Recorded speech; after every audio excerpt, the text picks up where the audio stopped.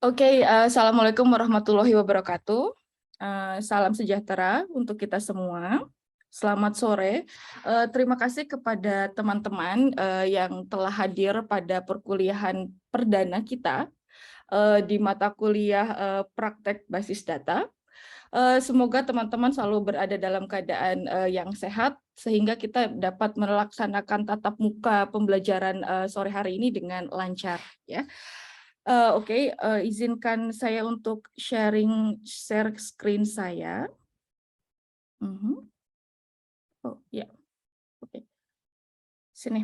Jadi, sebagaimana yang telah saya sebutkan tadi, bahwa hari ini kita akan belajar mata kuliah tentang praktek basis data di semester 2 dengan bobot SKS 1 SKS gitu ya. Jadi perkenalkan dulu, nama saya Anissa Maulida Ningtyas. Di sini saya akan menjadi dosen dan sekaligus instruktur pada kelas praktek basis data ini.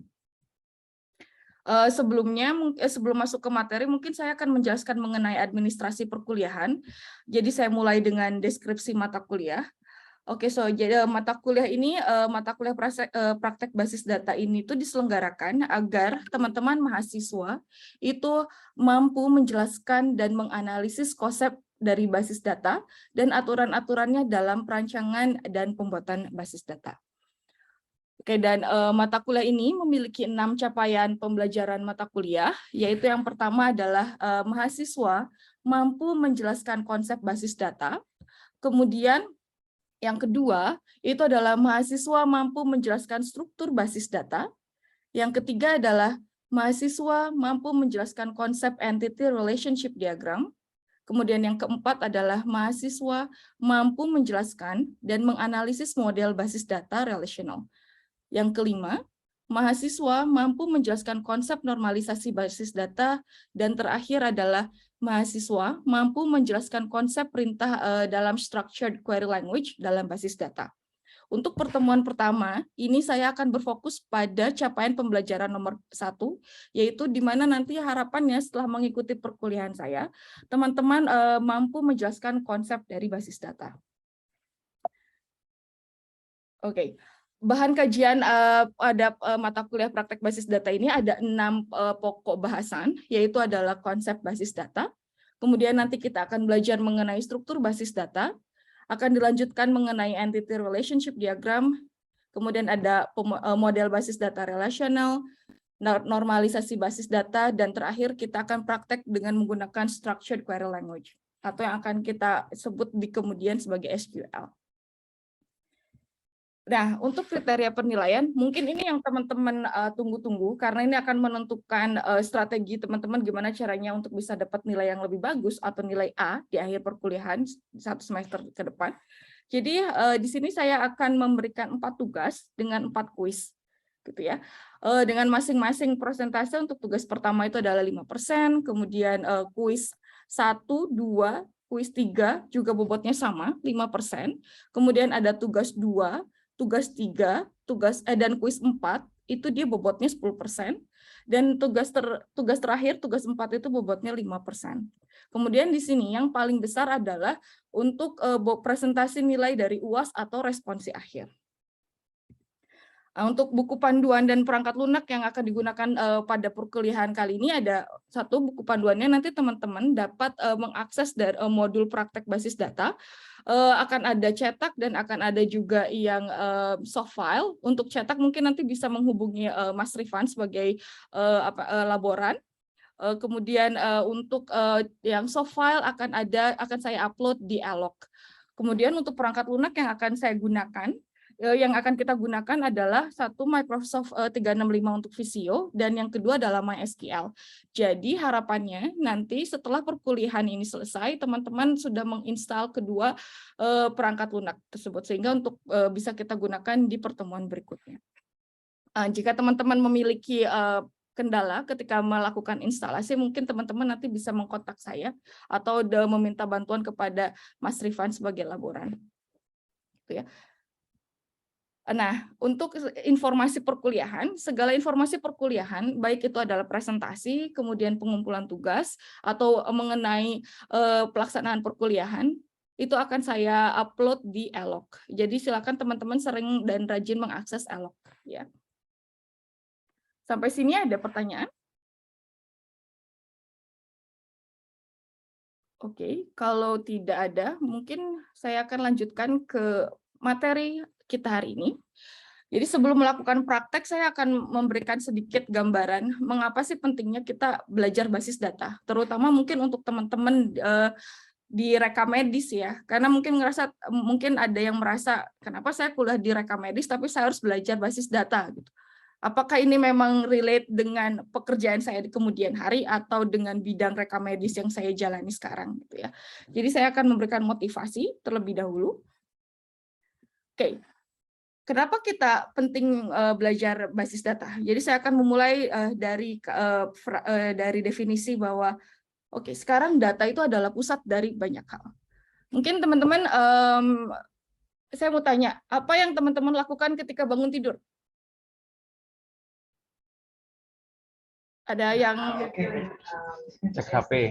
Cek HP, terus ada apa lagi? Update status? Berdoa. Oh, berdoa, ya Allah, pintar. Sholat Ya, subuh. Terus, BAB, subuh, Bu. ya. Mengulet. Mengulet, oke. Ya, tapi saya ambil contohnya adalah mungkin yang paling sering adalah melihat handphone. Mungkin saya melihat handphone jam berapa ini saya bangun, apakah saya kesiangan sholat subuhnya atau tidak. Atau ada yang ngecek dulu nih, gebetan nih statusnya apa ya hari ini, apakah dia udah update status atau belum. Atau chat saya udah dibalas sama gebetan saya belum ya, kayak gitu. Nah, ketika kegiatan teman-teman mengecek handphone, itu adalah contohnya paling gampang ketika melihat jam, atau melihat, oke, apakah hari ini hujan atau tidak, gitu kan.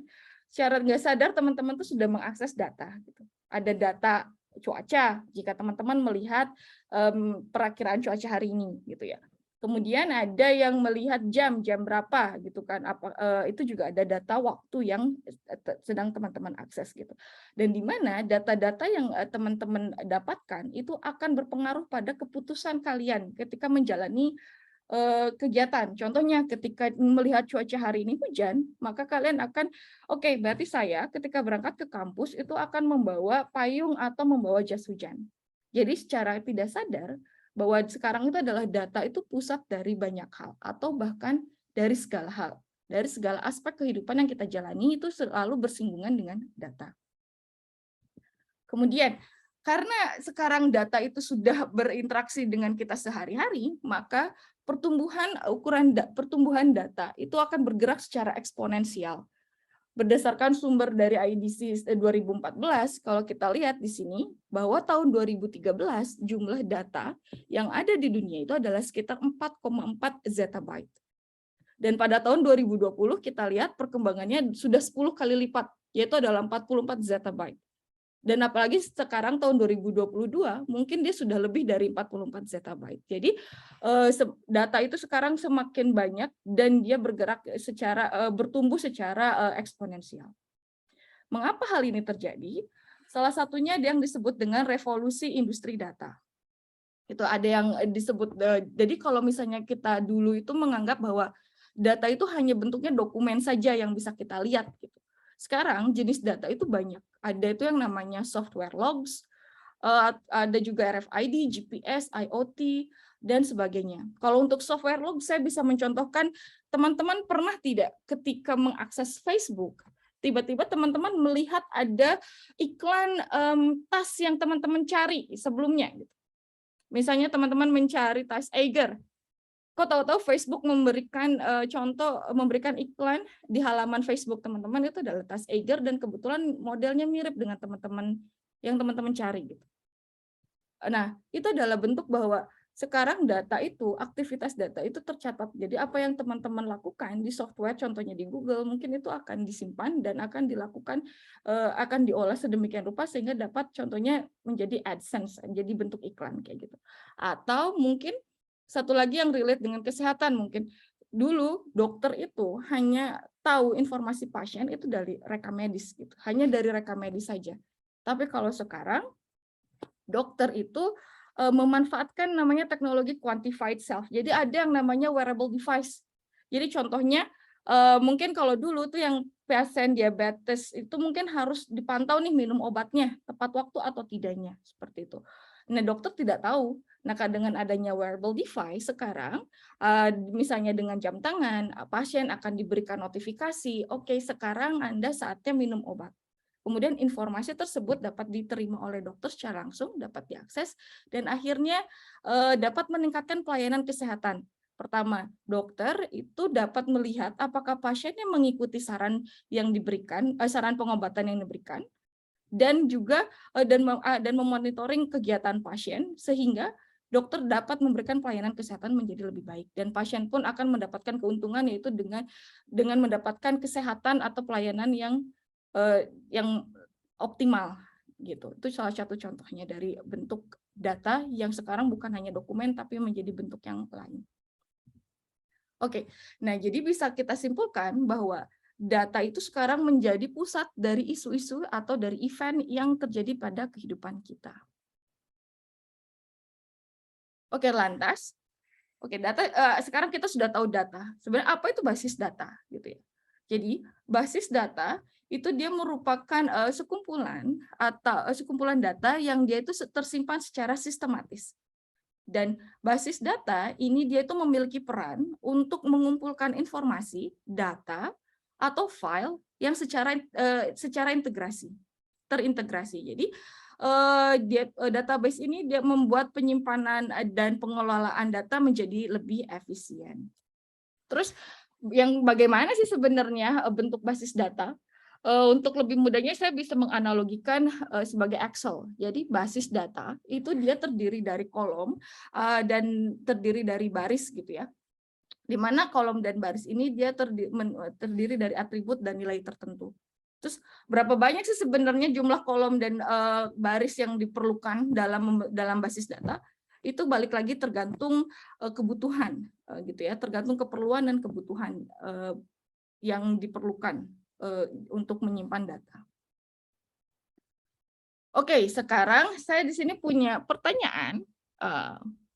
Kira-kira teman-teman di sini bisa menemukan tidak basis data apa saja yang ada di online market ini? Mungkin saya mau tunjuk, boleh ya, saya tunjuk Mbak Bella. Iya, Bu. Saya coba jawab. Ada basis data produk, lalu harga, Betul. lalu juga cara pembayaran mungkin, status transaksinya, terus promo-promo yang diberikan. Nggak tahu itu kalau masuk ke harga juga atau bukan. Okay. Lalu juga barang apa yang dijual tadi kan, kategori-kategori itu. Oke. Ya. Terima kasih. Ya, jawabannya sudah bagus, sesuai. Kira teman-teman ada yang mau nambahin? Ada yang mau menambahkan? Oh ya, mungkin ada rating produk tersebut di bagian produk. Iya, ada rating, kemudian juga ada lagi? Lokasi toko mungkin. Oh, lokasi toko ya. Oke, jadi betul yang disebutkan oleh teman-teman tadi, ada produknya, tadi ada rating, ada kategorinya, ada mungkin biaya ongkos kirimnya, ada promo dan sebagainya. Jadi yang disebutkan oleh teman-teman tadi sudah oke. Jadi terima kasih jawabannya. Kemudian satu lagi, kira-kira di sini apa saja yang dapat dilihat dari gambar ini, basis data yang ada di sini, yang terlibat di sini? Oke, mungkin Guntur? Itu alat cek jantung ya, Bu ya? Sepertinya mungkin ada perekaman detak jantung yang dicatat di alat. Oke. Terus ada lagi yang mau menambahkan teman-teman? Atau Guntur mungkin ada yang mau ditambahkan lagi? Mungkin perawat bisa melihat data pasiennya, mungkin profil pasien yang dirawat di kamar tersebut. Oke. Ya. Jadi betul, di sini ada data pasien, ada data rekam medisnya, mungkin ada juga data pengobatan yang bisa kita lihat gitu kan, atau treatment apa saja juga ada disimpan dalam basis data yang ada di gambar kedua. Kemudian, oke, tadi saya sudah bilang ini yang terakhir ya, saya lupa kalau masih ada satu lagi.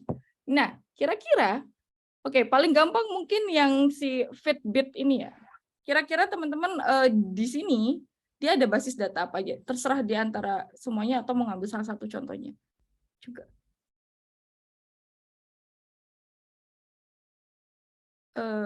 Oke. Yang Fitbit yang paling kiri ya, Bu? Ya, Fitbit yang paling kiri, betul. Kira-kira ada data apa aja yang tersimpan di sini?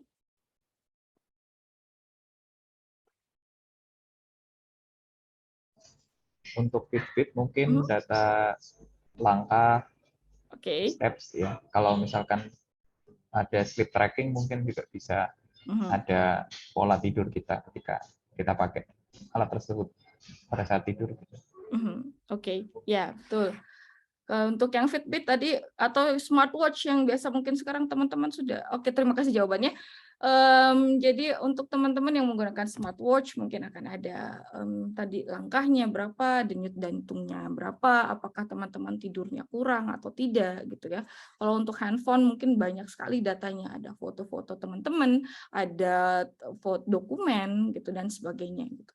Kemudian kalau untuk GoPro jelas ada video, ada foto gitu ya. Nah, sekarang kita sudah tahu basis data. Lantas bagaimana sih cara kita menyimpan basis data tersebut gitu ya. Jadi, maaf.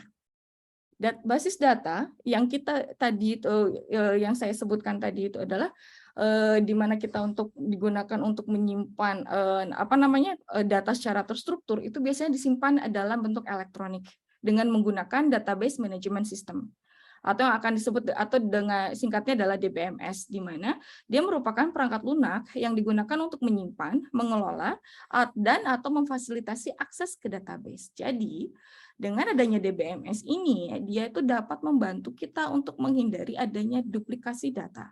Gitu ya.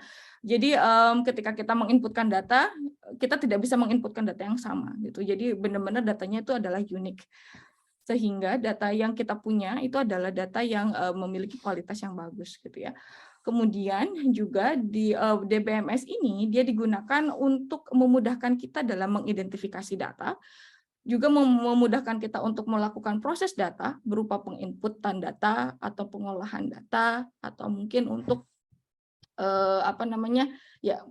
input, insert, menghapus gitu ya atau mengintegrasikan dengan data yang lain. Oke, nah sekarang kenapa sih basis data itu ada gitu ya? Jadi kalau kita lihat sejarahnya, dia basis data ini atau sistem basis data ini sebenarnya adalah bentuk perbaikan dari dari penyimpanan yang sebelumnya, yaitu biasanya kita menyimpan data itu dengan sorry di sini. Jadi kita itu dia biasanya tuh menyimpan data itu dalam bentuk berkas gitu ya. Cuman kenapa sih harus diganti dengan basis data? Jadi kalau kita menggunakan sistem berkas itu dia masih memiliki kelemahan-kelemahan, yaitu yang pertama adalah adanya redundansi dan inkonsistensi data.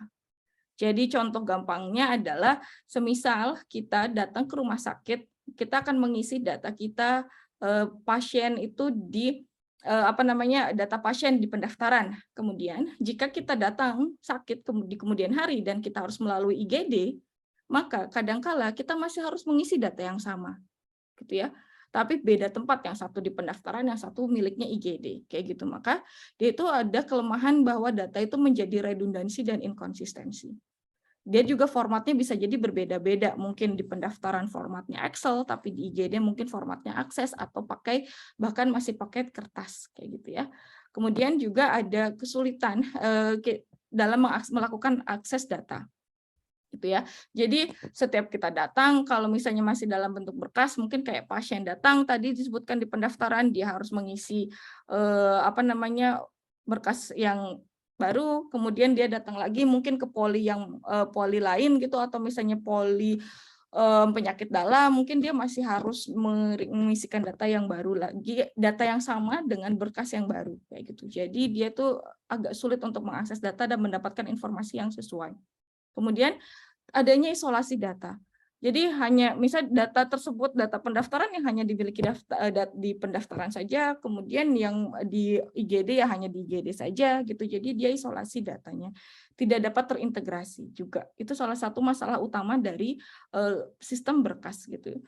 Jadi ada kendala integritas, kemudian juga apabila ada penambahan parameter baru, itu ya hanya akan lebih sulit gitu. Karena harus ditambahin di semua file yang ada.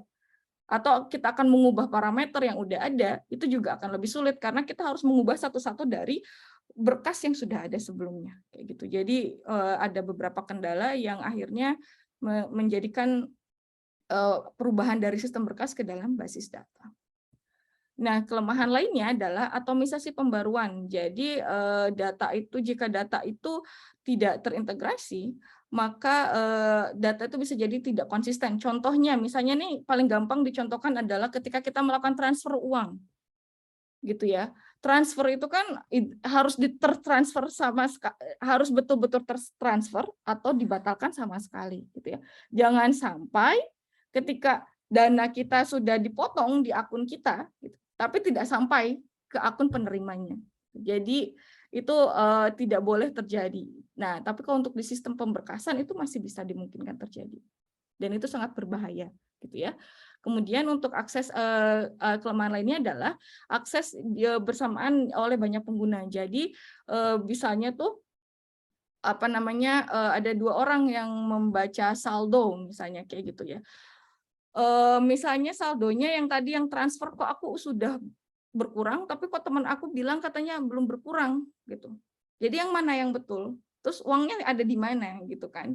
Siapa yang salah, siapa yang betul itu juga agak susah gitu ketika kita menyadari ketika secara bersamaan.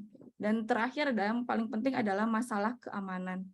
Kalau misalnya masalah berkas, ya kalau kita menyimpan data secara berkas itu bisa jadi misalnya data kita dapat dicuri oleh orang lain, atau misalnya datanya masih dalam bentuk file, dokumen, dengan lebih mudah kalau misalnya ada kebakaran itu juga tidak aman. Gitu. Atau yang paling penting sih untuk pengamanan data ya, pencurian data itu yang harus ditangani dengan baik. Gitu. Jadi permasalahan ini yang ada itu adalah dapat diselesaikan atau dibantu diselesaikan dengan adanya sistem basis data ini.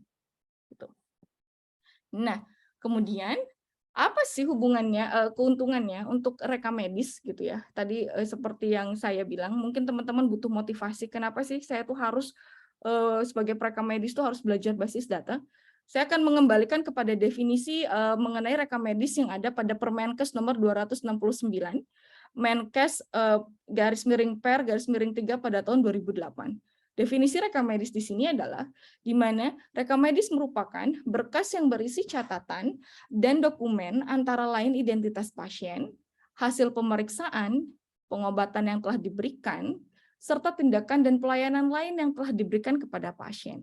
Jadi kalau kita lihat dari definisi di sini, rekam medis itu berisi banyak data yang penting yang akan memberikan jika disimpan dalam bentuk format yang bagus gitu ya, dalam bentuk basis data itu akan memudahkan untuk mengolah menjadi informasi yang berguna, baik itu bagi BPJS atau penyedia layanan asuransi lainnya. Kemudian juga bagi dokter, juga dia dapat mengetahui dan memantau kondisi pasiennya dari awal sampai akhir pengobatan, apakah treatmentnya berjalan atau tidak. Atau kemudian juga untuk melihat prosedur apa saja yang sudah diterima oleh pasien, kayak gitu, dan pelayanan lainnya, seperti farmasi, obat-obatan. Jadi kita tahu apakah pasien itu punya alergi atau tidak, dan semuanya itu tercatat di dalam rekam medis.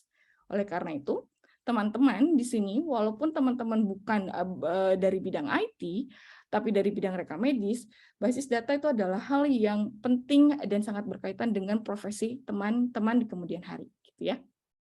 Oke, jadi sampai sini ada yang mau ditanyakan? Apakah cukup jelas dan teman-teman punya bayangan sekarang apa itu basis data, konsepnya seperti apa, kayak gitu? Oke. Nah, jika sudah ada bayangan, seperti yang saya tadi sampaikan di awal, kita akan ada tugas yang pertama.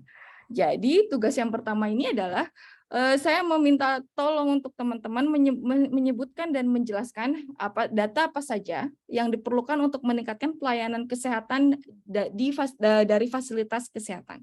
Jadi selain data-data yang tadi disebutkan di Permenkes nomor 269/Menkes/Per/3 dan tahun 2008 gitu ya. Nah, di sini teman-teman dapat mengunggah jawaban bentuk jawabannya nanti bisa dalam bentuk dokumen, baik itu Word gitu ya, atau teks file lainnya.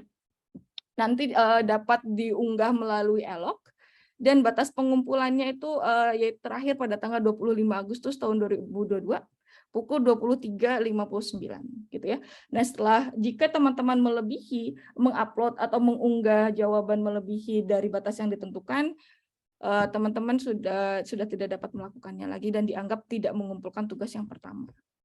Gitu? Ada yang ditanyakan? Sudah cukup jelas? Jelas, Bu. Oke. Baik, mungkin jika cukup jelas, saya cukupkan pengantar di pertemuan pertama kita. Dan sekali lagi mungkin saya akan mengingatkan untuk teman-teman menginstal software yang tadi saya sebutkan, yaitu Visio dan MySQL, agar bisa kita gunakan di pertemuan berikutnya. Oke. Ya, baik, terima kasih teman-teman. Selamat sore, selamat melanjutkan aktivitas. Ya, Assalamualaikum warahmatullahi wabarakatuh. Waalaikumsalam. Waalaikumsalam. Makasih, Bu. Sama-sama. Terima kasih, Bu. Terima kasih, Bu.